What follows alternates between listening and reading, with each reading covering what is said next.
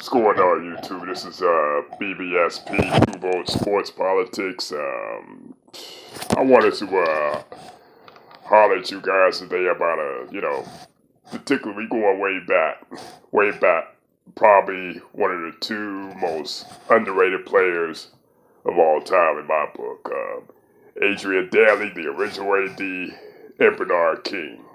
You know, you got two prolific careers, two prolific scorers, two guys who were very dynamic in their careers.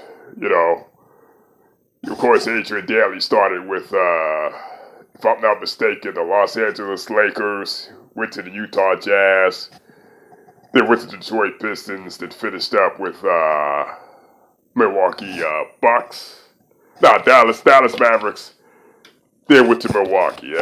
Excuse me about that. I'm way off on that. I know Dantley got traded at the midpoint of the 1989 season from the Pistons to the Mavericks for Mark Aguirre. You know, but I feel like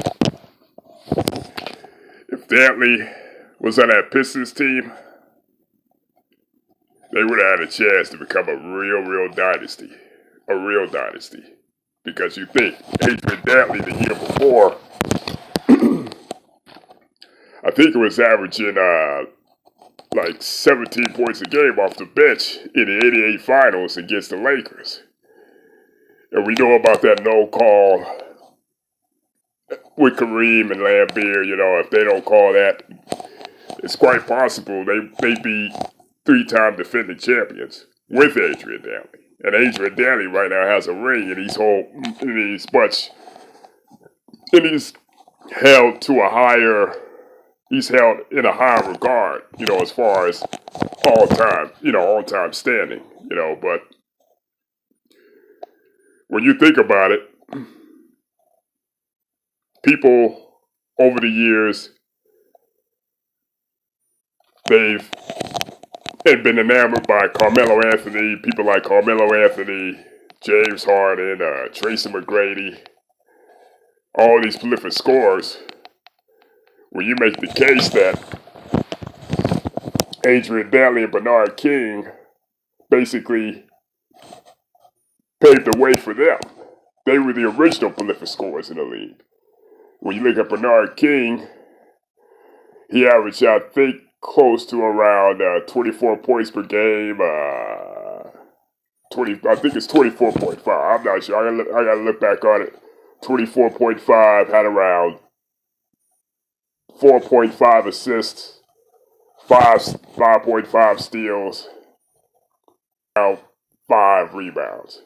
But yeah, Bernard King, he was, they called him the King of New York. He was the King of New York, the first King of New York. Especially, you know, with them New York Knicks teams in the mid to late 80s. He was the face of the Knicks before Patrick Ewing. You had Michael Ray Richardson on that team. You had a whole bunch of other guys. He basically,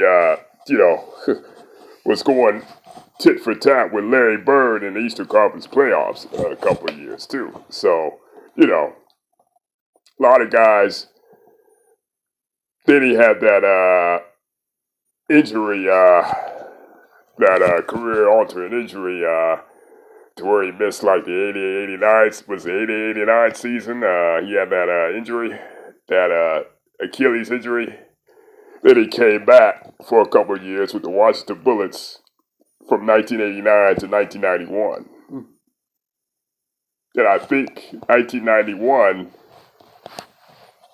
he was voted Comeback Player of the Year, if I'm not mistaken. Somebody gotta get back to me on that. But I'm pretty sure. I'm pretty sure that he won Comeback Player of the Year in 1991. So yeah, man, we talk about two underrated players of all time, man. Two of my all-time favorites. Two of my all-time favorites.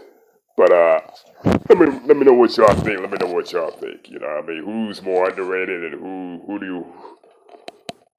who's more underrated, as I could say. Dantley or King?